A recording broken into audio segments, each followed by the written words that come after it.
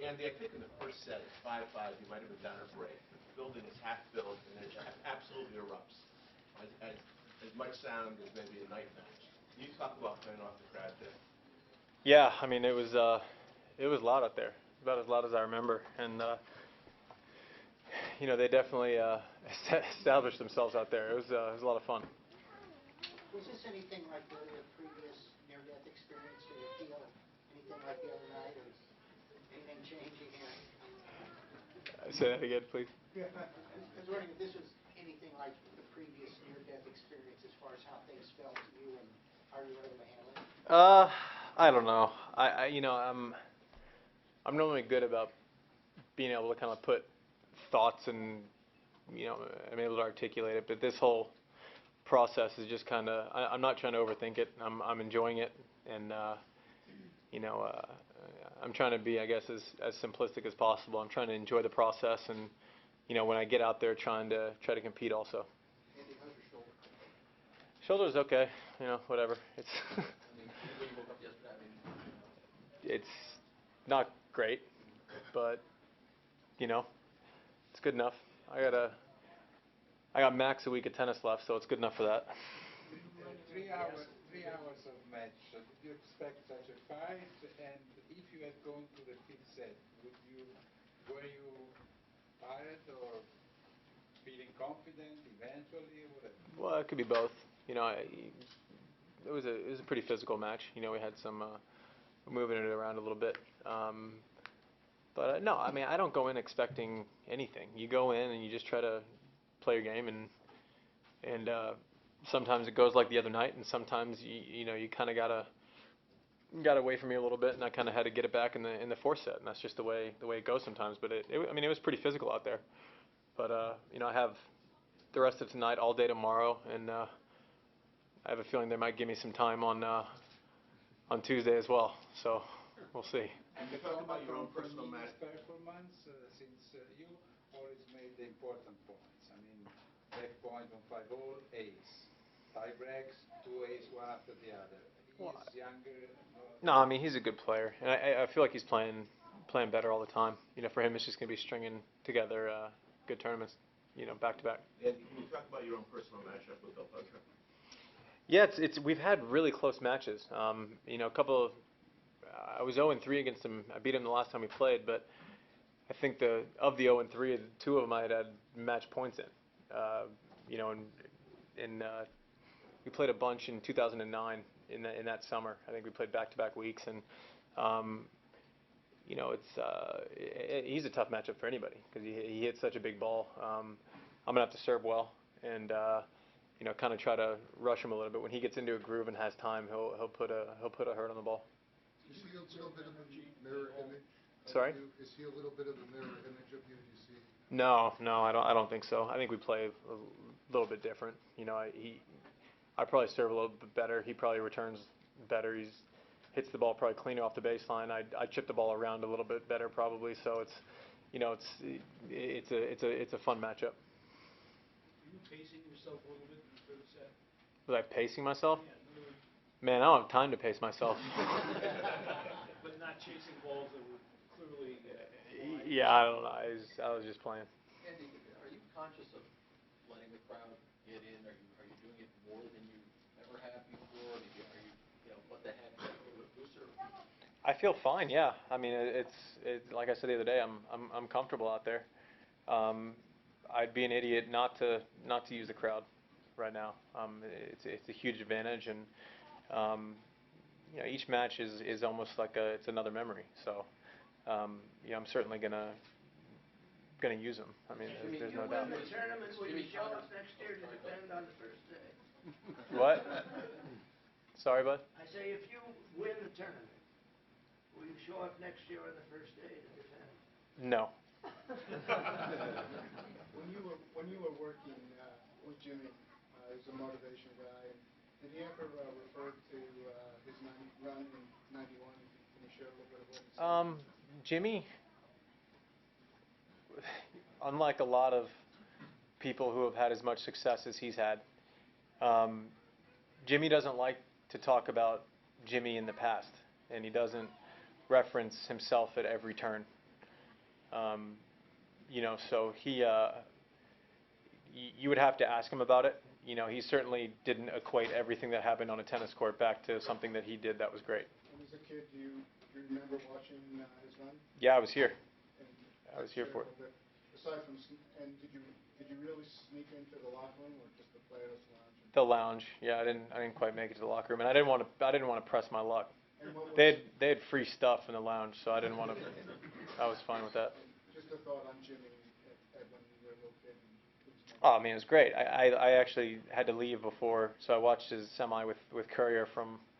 So I'm probably responsible for him losing that match. But I remember we flew in and we flew over the stadium, and that was the match he was playing against Patrick. And then you know, I saw a bunch of the other ones, and you know, obviously the Krickstein match, and yeah, it was one of my. That was my first taste of live tennis, and it was that run. So. You know, it's as good as it gets. Andy, when they were showing video, like the happy birthday to Jimmy video between the first and second set, I think you were watching. Just curious, they showed some scenes from that. Did they show anything that you actually were at? That you remembered? I'm not sure if I would. I'd have a hard time just by his reaction. It's tough to place what match it was. I think the first. You know, obviously I wasn't around at Forest Hills, but. There's a possibility. I don't know for sure. Andy, was the experience of going through this might be the last fill in the blank any different the second time than the first time? I don't know. A little bit. You know, I didn't have that really tough moment before I went on today. I was pretty relaxed. Do you feel you're playing more aggressive being in your last tournament? I'm hitting the ball well. You know, the thing with aggressiveness is you can only play as aggressive as you're hitting the ball. If you're hitting it terrible, it's tough to force the issue. How about coming to the net more? Do you feel you're coming to the net more? Well, Are you trying to do that a little bit more? Again, it's not always as easy as a conscious thought. I'm going to do this. I have to. If you're hitting the ball terribly and you can't make a backhand and you're chipping everything and you're just trying to like survive out there, going to the net really doesn't. It's not really an option, and I think that's where the difference is between looking at something and saying this is the problem, and then when you're a player, you kind of have to go figure out the steps to get it to where this is the solution, and it's not from here to there. It's not as easy. So I'm hitting the ball well. Normally, when you see me coming in more, it means that I feel good hitting the ball. Andy, when Andre retired, he revealed that there were points when he actually hated the game. Did you ever have any stretches like that in your career when you just sort of wanted to get away from it? No, I mean I think we're all mentally exhausted or physically exhausted at one point, but I think that I didn't resent the game. I never had that moment. Andy, the point or the knee between his legs and that one thing, can you describe it? Incredible point. I mean, I hit a lunging volley, but that's about as clean as you can hit it between the legs passing shot. I mean, he hit that thing from Jersey, and he almost won the point. That was pretty fun. Andy, what felt bigger to you about this experience? Your own emotional reaction or just the other people's emotions? It's tough to say either or. I've been surprised by the support. You know, I didn't know it was going to be. I thought inside our world it would be something, but I don't know that I expected all of this and the crowd to react the way it has, and it's been a special experience for me. It's been a lot of fun. Who's the most random person you've heard from? Most random? It'd be quasi-offensive to anybody who I named, wouldn't it? Thanks for the text, but you're random, dude. I don't know. I've gotten some cool texts in the last couple of days. It's been fun. You're used to looking up at Ash Stadium and seeing a whole bunch of people cheering, but you're on the set doing the post-match interview, I guess with CBS, and you turn around and you see the plaza filled with people. What was that? Again, I don't. Each time it's surprising. I mean, the ESPN set the other night, they were sitting 2 feet from me, and I was having a hard time hearing the questions. You know, today they were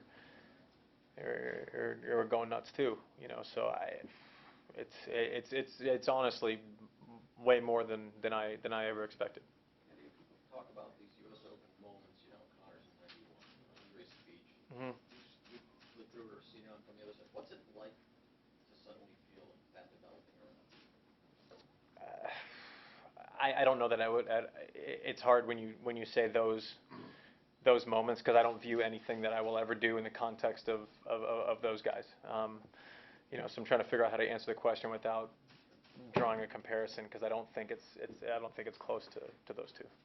What has surprised you the most in playing the last two matches that you didn't expect since your announcement? I don't know. I mean, there's been I've been walking around with a smile on my face for 3 days, and then all of a sudden you're kind of smiling and humming and whistling and walking around and you feel pretty good about it, and then all of a sudden there's something, you have to say goodbye to somebody, and then it's like this gut check moment. So it's like these extreme emotions from 5 minutes to the next 5 minutes. So that's been you think you know what's going on, but I don't think there's any way to prepare yourself for it. Was your moment at net with Fabio a gut check moment? No, I was relieved that I got through it. He was great, and then afterwards he said he had a request for me, and I said, well, he goes, I'll tell you in the locker room, and he wanted one of the shirts, like the jerseys, and so I thought that was pretty cool. Yeah, so that was, which is customary, in the culture with the football matches, they exchange afterwards sometimes, so that was a cool gesture. Did you get the sweaty one that you wore? Disgusting. No, I didn't. He got a washed one. And how do you prepare yourself mentally for your next match? You want to win. At the same time, it could possibly be your last match. Well, it's kind of the same scenario as the last two. Yeah. So I was going to keep doing what I'm doing. I'm going to go back, get work tonight, meaning, massage, do all the stuff, get some food, sleep, figure out what we're going to do tomorrow, and, it'll be here before we know it. And we'll go out, we'll give it a go. I don't know that I'm not really planning anything. I'm kind of winging this thing as I go. Are you losing the tension a little bit? Was that conditioned to your? Yeah, I loosened it. The day before I played Eastbourne, I dropped my racket 10 pounds, and just so I could get a little sling action in it. Helped the old hamburger helper here. Andy, you said when you do play your last match, you're not the type of guy who won't return to the court because you obviously love the game that much. What's the most pure joy for you? Is it just the simplicity of striking a tennis ball? What is it that you love most? Oh no, I mean I know there's going to be a training camp with a lot of guys going on in December in Austin, like there always is, and I'm not opposed to going out there and having fun with those guys. I still enjoy that part of it. But being like a guy who can go drive 3 miles down the road and hit balls when he pleases is a lot different than committing and preparing yourself and having certain expectations that you've come to expect from yourself. Those are two different scenarios. Is Do you have questions? Is your between match and pre-match preparation now with these matches any different than any other tournament in terms of what you and Larry do or what your practices are like? Or? The practices have been a little shorter. It's kind of been like a little bit of a mockery of a practice. Andy, you said you weren't in the category, the status of Connors and Agassi, but when Jimmy was around, there was Mac and there was Vitas, and obviously when Agassi was around, there were the 3 other Americans. Sure. For a decade now, you've really, essentially, no offense to any of the other wonderful players, but you've been the leader of our sport and the most important country, arguably, in the tennis world, we'll say. But anyway, isn't that a pretty unique and special achievement? Well, it's tough to call it an achievement. It's just kind of the way it played out. I didn't really have a choice in the matter. It was always a tall task. I mean, you're coming off of what will always be the greatest generation, or 2 generations from any place ever. So it was always going to be a steep hill. But it's something that I never wanted to really shy away from. Knowing it's almost mission impossible, but I felt like it was a responsibility, and it's something that it's a bit of a lineage in this country, and I didn't want to. I did my best, even if I didn't get the results I wanted to all the time, to at least go about it the right way and create a bit of a culture in American tennis, and I think that was accomplished, and so that's something I'm proud of.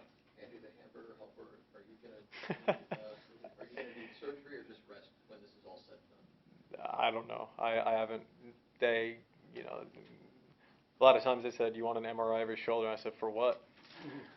If it's a year or 9 months or surgery, what is it, I don't want to know about it. Andy, considering your talent and your tennis abilities, you think you've been more lucky because you came at the end of Sampras Agassi era, when probably it was easier to sneak inside and be number one, or more unlucky because afterwards there was Federer, who's probably the best of all time? It's a question that is just. It's not even worth answering, because you're asking me to compare the 4 greatest players of all time, and that's, I mean, no part of my career is unlucky. So, I'm not going to compare generations, because I don't think you can do that in sports. I wasn't comparing generation. I was saying that there was a hole between Sampras Agassi and Federer, and you sneak inside in that period when it was not at the same level of those one before and the same. What year did Pete win his last slam? What year did Pete win his last slam? What year did Roger win his What year did Roger win his first slam? 2003. Okay, so what hole are you talking about? Thanks. Okay. Thank you very Thanks. much. Thanks.